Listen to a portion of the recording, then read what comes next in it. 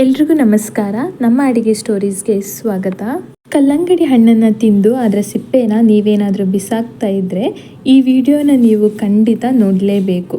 ಕಲ್ಲಂಗಡಿ ಹಣ್ಣಿನ ಸಿಪ್ಪೆಯ ಬಿಳಿ ಭಾಗವನ್ನು ಉಪಯೋಗಿಸ್ಕೊಂಡು ತುಂಬ ಮೃದುವಾದ ಒಂದು ದೋಸೆ ರೆಸಿಪಿನ ಇವತ್ತಿನ ವಿಡಿಯೋದಲ್ಲಿ ತೋರಿಸ್ಕೊಡ್ತಾ ಇದ್ದೀನಿ. ಇದನ್ನ ಒಮ್ಮೆ ತಿಂದರೆ ಮತ್ತೆ ಮತ್ತೆ ತಿನ್ನಬೇಕು ಅನಿಸುತ್ತೆ, ಅಷ್ಟು ರುಚಿಯಾಗಿರುತ್ತೆ. ಬನ್ನಿ ಹೇಗೆ ಮಾಡೋದು ಅಂತ ನೋಡೋಣ. ಮೊದಲಿಗೆ ಒಂದು ಪಾತ್ರೆಗೆ 1 ಲೋಟ ಆಗುವಷ್ಟು ಅಕ್ಕಿನ ತಗೊಳ್ತಾ ಇದ್ದೀನಿ. ಇದನ್ನು 4ರಿಂದ 5 ಗಂಟೆ ಹೊತ್ತು ನೆನೆಸ್ಕೋಬೇಕು. ನಂತರ ಮತ್ತೊಂದು ಪಾತ್ರೆಗೆ 1/4 ಲೋಟ ಆಗುವಷ್ಟು ಉದ್ದನ್ನು ಹಾಕ್ಕೊಳ್ತಾ ಇದ್ದೀನಿ. ನಾನಿಲ್ಲಿ ಗುಂಡು ಉದ್ದನ್ನು ಹಾಕ್ಕೊಳ್ತಾ ಇದ್ದೀನಿ. ನೀವು ಯಾವ ಲೋಟದಲ್ಲಿ ಅಕ್ಕಿ ತೊಗೊಂಡಿದ್ದೀರೋ ಅದೇ ಲೋಟದ ಅಳತೆಯಲ್ಲಿ ಹಾಕ್ಕೊಳ್ಳಿ. ನಂತರ 1 ಟೇಬಲ್ ಸ್ಪೂನ್ ಮೆಂತೆನ ಹಾಕ್ಕೊಳ್ತಾ ಇದ್ದೀನಿ.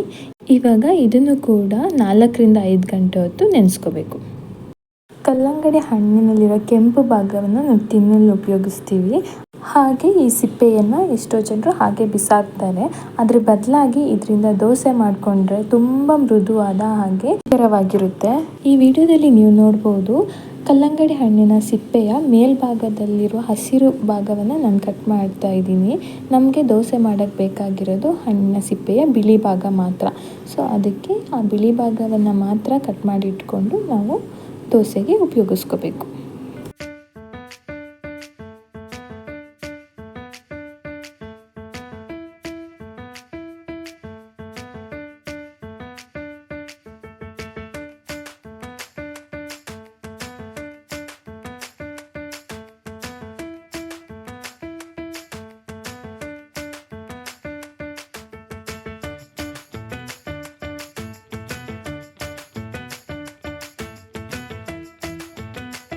ಇವಾಗ ನಾವು ದೋಸೆ ಹಿಟ್ಟನ್ನು ರೆಡಿ ಮಾಡ್ಕೊಳ್ಳೋಣ.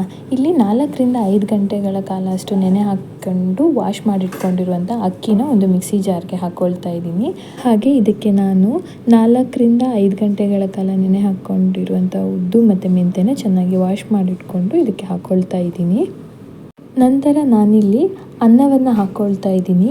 ನೀವು ಅನ್ನ ಬೇಡ ಅಂತ ಅಂದ್ಕೊಂಡಿದ್ರೆ ಅವಲಕ್ಕಿನೂ ಕೂಡ ಮೆಂತೆ ಮತ್ತು ಉದ್ದಿನ ಜೊತೆಗೆ ನೆನೆ ಹಾಕ್ಕೊಂಡು ಇಲ್ಲಿ ರುಬ್ಬೋಕ್ಕೆ ಹಾಕ್ಕೋಬೋದು. ನಾನಿಲ್ಲಿ ಅವಲಕ್ಕಿನ ಯೂಸ್ ಮಾಡ್ತಾ ಇಲ್ಲ, ಅದಕ್ಕೋಸ್ಕರ ಅನ್ನನ ಹಾಕ್ಕೊಳ್ತಾ ಇದ್ದೀನಿ. ಅನ್ನ ಅಥವಾ ಅವಲಕ್ಕಿನ ಹಾಕ್ಕೊಳ್ಳೋದ್ರಿಂದ ದೋಸೆ ತುಂಬ ಮೃದುವಾಗಿ ಬರುತ್ತೆ. ಇವಾಗ ಇದಕ್ಕೆ ರುಬ್ಬೋಕ್ಕೆ ಬೇಕಾದಷ್ಟು ನೀರನ್ನು ಹಾಕ್ಕೊಳ್ತಾ ಇದ್ದೀನಿ.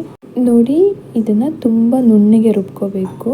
ಇವಾಗ ಇದನ್ನು ಇನ್ನೊಂದು ಪಾತ್ರೆಗೆ ಟ್ರಾನ್ಸ್ಫರ್ ಮಾಡ್ಕೊಳ್ತಾ ಇದ್ದೀನಿ. ಇಷ್ಟು ರುಬ್ಕೊಳ್ಳುವಾಗ ನಾನಿಲ್ಲಿ ಕಲ್ಲಂಗಡಿ ಹಣ್ಣಿನ ಸಿಪ್ಪೆನ ಹಾಕ್ಕೊಳ್ತಾ ಇಲ್ಲ. ಯಾಕೆ ಅಂದರೆ ಇಲ್ಲಿ ನಾನು ಅಕ್ಕಿ, ಉದ್ದು, ಮೆಂತೆ ಮತ್ತು ಅನ್ನನ ಹಾಕ್ಕೊಂಡಿದ್ದೀನಿ. ಇವಾಗ 2ನೇ ಸಲ ರುಬ್ಕೊಳ್ಳುವಾಗ ನಾನಿವಾಗ ಉದ್ದು, ಮೆಂತೆ, ಸ್ವಲ್ಪ ಅಕ್ಕಿ ಏನು ಉಳಿದಿರುತ್ತೆ ಅದನ್ನು ಹಾಕ್ಕೊಂಡು ಅದಾದಮೇಲೆ ಕಟ್ ಮಾಡಿ ಇಟ್ಕೊಂಡಿರುವಂತಹ ಕಲ್ಲಂಗಡಿ ಸಿಪ್ಪೆನ ಹಾಕ್ಕೊಂಡು ರುಬ್ಕೊತೀನಿ. ಇದನ್ನು ಸಹ ನಾವು ಫಸ್ಟ್ ಹೇಗೆ ನುಣ್ಣಗೆ ರುಬ್ಕೊಂಡಿದ್ವಿ ಹಾಗೆ ನುಣ್ಣಗೆ ರುಬ್ಕೋಬೇಕು. ಇದನ್ನು ರುಬ್ಬಿದಾದಮೇಲೆ ನಾನು ಇನ್ನೊಂದು ಪಾತ್ರೆಗೆ ಟ್ರಾನ್ಸ್ಫರ್ ಮಾಡ್ಕೊತಾ ಇದ್ದೀನಿ. ಇವಾಗ ಕಟ್ ಮಾಡಿ ಇಟ್ಕೊಂಡಿರುವಂಥ ಕಲ್ಲಂಗಡಿ ಹಣ್ಣಿನ ಸಿಪ್ಪೆ ಭಾಗ ಏನು ಉಳಿದಿದೆ ಅದನ್ನೆಲ್ಲ ಇವಾಗ ಮಿಕ್ಸಿ ಜಾರ್ಗೆ ಹಾಕ್ಕೊಂಡು ಅದನ್ನು ಕೂಡ ನುಣ್ಣಗೆ ರುಬ್ಕೋಬೇಕು. ಇವಾಗ ಇದೆಲ್ಲವನ್ನು ಒಂದು ಪಾತ್ರೆಗೆ ಟ್ರಾನ್ಸ್ಫರ್ ಮಾಡಿಕೊಂಡು ಚೆನ್ನಾಗಿ ಮಿಕ್ಸ್ ಮಾಡ್ಕೋಬೇಕು. ಇವಾಗ ಇದಕ್ಕೆ ರುಚಿಗೆ ತಕ್ಕಷ್ಟು ಉಪ್ಪನ್ನು ಹಾಕ್ಕೊಂಡು 7ರಿಂದ 8 ಗಂಟೆಗಳ ಕಾಲ ಫರ್ಮೆಂಟೇಷನ್ ಆಗೋದಕ್ಕೆ ಬಿಡಬೇಕು. ನೀವು ನೋಡ್ಬೋದು, ಇಲ್ಲಿ 7ರಿಂದ 8 ಗಂಟೆಗಳ ಕಾಲ ಫರ್ಮೆಂಟೇಷನ್ ಆದಮೇಲೆ ಎಷ್ಟು ಗಟ್ಟಿಯಾಗಿ ಬಂದಿದೆ ಅಂತ ನೋಡಿ. ಇವಾಗ ಇದನ್ನು ಚೆನ್ನಾಗಿ ಮಿಕ್ಸ್ ಮಾಡ್ಕೋಬೇಕು. ಹಾಗೆ ಉಪ್ಪನ್ನು ಚೆಕ್ ಮಾಡ್ಕೊಳ್ಳಿ. ಉಪ್ಪು ಜಾಸ್ತಿ ಬೇಕು ಅನ್ನೋ ಹಾಗಿದ್ರೆ ನೀವು ಇಲ್ಲಿ ಆ್ಯಡ್ ಮಾಡ್ಕೋಬೋದು. ಇಲ್ಲ ಹಾಕಿರೋ ಉಪ್ಪು ಸಾಕು ಅನ್ನೋಂಗಿದ್ರೆ ಇದನ್ನೇ ದೋಸೆ ಹಾಕೋಬೋದು. ಇಲ್ಲಿ ನಾನು ಹಾಕಿರೋ ಉಪ್ಪು ಸಾಕಾಗಿದೆ. ಸೊ ಇದನ್ನೇ ನಾನು ದೋಸೆ ಹಾಕ್ಕೊತಾ ಇದ್ದೀನಿ. ಇವಾಗ ಒಲೆ ಮೇಲೆ ಹಂಚನ್ನ ಇಟ್ಟು ಹೆಂಚಿಗೆ ಎಣ್ಣೆ ಹಾಕಿ ಎಣ್ಣೆ ಬಿಸಿ ಆದಮೇಲೆ ನಾನು ದೋಸೆ ಹಾಕ್ಕೊತಾ ಇದ್ದೀನಿ. ನೋಡ್ಬೋದು ಇದು ಎಷ್ಟು ಚೆನ್ನಾಗಿ ಬಂದಿದೆ ಅಂತ. ಇದನ್ನು ನೀವು ಬೆಳಿಗ್ಗೆ ತಿಂಡಿ ಹಾಗೆ ಈವ್ನಿಂಗ್ ಸ್ನ್ಯಾಕ್ಸ್ಗೂ ಕೂಡ ಮಾಡ್ಕೋಬಹುದು. ಹಾಗೆ ಇದ್ರ ಮೇಲ್ಗಡೆ ಸ್ವಲ್ಪ ತುಪ್ಪ ಹಾಕ್ಕೊಂಡ್ರೆ ಇನ್ನೂ ಟೇಸ್ಟಿಯಾಗಿರುತ್ತೆ. ಸ್ಟವ್ನ ಮೀಡಿಯಮ್ ಫ್ಲೇಮಲ್ಲೇ ಇಟ್ಕೊಂಡು ನಾವು ದೋಸೆ ಹಾಕ್ಕೋಬೇಕು. ಆವಾಗಲೇ ಈ ಥರ ಸಾಫ್ಟ್ ಆಗಿರೋ ದೋಸೆ ಬರೋದು.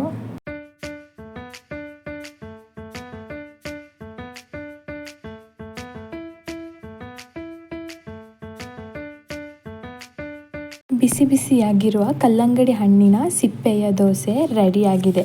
ಈ ವಿಡಿಯೋ ನಿಮಗೆ ಇಷ್ಟ ಆಗಿದ್ದರೆ ಲೈಕ್ ಮಾಡಿ. ಹಾಗೆ ನೀವು ಕೂಡ ಈ ರೆಸಿಪಿನ ನಿಮ್ಮ ಮನೆಯಲ್ಲಿ ಒಮ್ಮೆ ಟ್ರೈ ಮಾಡಿ ಟೇಸ್ಟ್ ಹೇಗಿದೆ ಅಂತ ನನಗೆ ಕಮೆಂಟ್ ಮೂಲಕ ತಿಳಿಸಿ. ಹೀಗೆ ಇನ್ನಷ್ಟು ಸಿಂಪಲ್ ಹಾಗೂ ರುಚಿಕರವಾದ ಅಡುಗೆ ರೆಸಿಪೀಸ್ಗೆ ನಮ್ಮ ಅಡುಗೆ ಸ್ಟೋರೀಸ್ನ ಸಬ್ಸ್ಕ್ರೈಬ್ ಮಾಡಿ ಅಂತ ಹೇಳ್ತಾ ಇವತ್ತಿನ ವಿಡಿಯೋನ ಮುಗಿಸ್ತಾ ಇದ್ದೀನಿ.